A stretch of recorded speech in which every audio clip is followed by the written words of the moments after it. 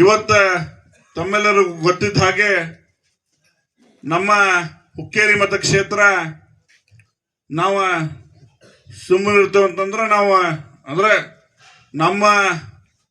ನಾವು ಯಾರ ತಂಟೆಗೆ ಹೋಗಂಗಿಲ್ಲ. ಒಂದೇ ಮಾತ, ನಾವು ಯಾರು ಉಸಾಬ್ರಿಗೆ ಹೋಗಂಗಿಲ್ಲ, ನಮ್ಮ ಉಸಾಬ್ರಿಗೆ ಬಂದವ್ರಿಗೆ ನಾವು ಬಿಡಂಗಿಲ್ಲ ಅಂತ ಹೇಳಕ್ ಇಷ್ಟಪಡ್ತೀವಿ. ಯಾಕಪ್ಪ ಅಂತಂದ್ರೆ ನೀವು ಮೊನ್ನೆ ಒಂದು 3-4 ಘಟನೆ ನೋಡಿದ್ರಿ. ನನಗೂ ಬಹಳ ಬೇಜಾರು ಅನಿಸ್ತು. ಏನಪ್ಪಾ ಅಂತಂದ್ರೆ ನಮ್ಮ ತಾಲೂಕಿನಲ್ಲಿ ಬಹುಶಃ ನಮ್ಮ ಅಜ್ಜನಿಂದ ಹಿಡ್ಕೊಂಡ ಅನೇಕ ಹಿರಿಯರು ಇಲ್ಲಿ ಶಾಸಕರಾಗಿ, ಸಚಿವರಾಗಿ ಅನೇಕ ಹಿರಿಯರು ಇಲ್ಲಿಂದ ಅವರ ಹೋಗಿದ್ದಾರೆ.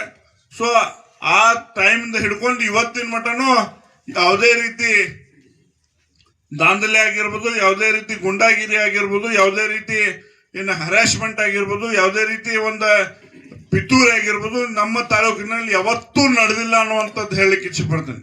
ಸೊ ಮೊನ್ನೆ ಬಂದಾದ ಮೇಲೆ ಯಾವ ರೀತಿ ಏನೈತ್ರಿ, ಎಲ್ಲರೂ ಬಂದ ಅಲ್ಲಿ ಎಲ್ಲಾ ಗ್ರಾಮಗಳಲ್ಲಿ ಗುಂಡಾದವ್ರನ್ನ ಕರ್ಕೊಂಡ್ಬಂದು ಬೇರೆ ಬೇರೆ ಊರದಿಂದ, ಬೇರೆ ಬೇರೆ ತಾಲೂಕಿನಿಂದ, ಅದು ನಮ್ಮ ತಾಲೂಕಿನವರು ಅಲ್ಲವ್ರು ಅಲ್ಲಿಂದ ಕರ್ಕೊಂಡ್ಬಂದು ಇಲ್ಲಿ ಗುಂಡಾಗಿರಿ ಮಾಡುವಂತ ಒಂದು ಪ್ರವೃತ್ತಿಯನ್ನ ಅವರೆಲ್ಲರೂ ಇಟ್ಕೊಂಡಿದ್ರು.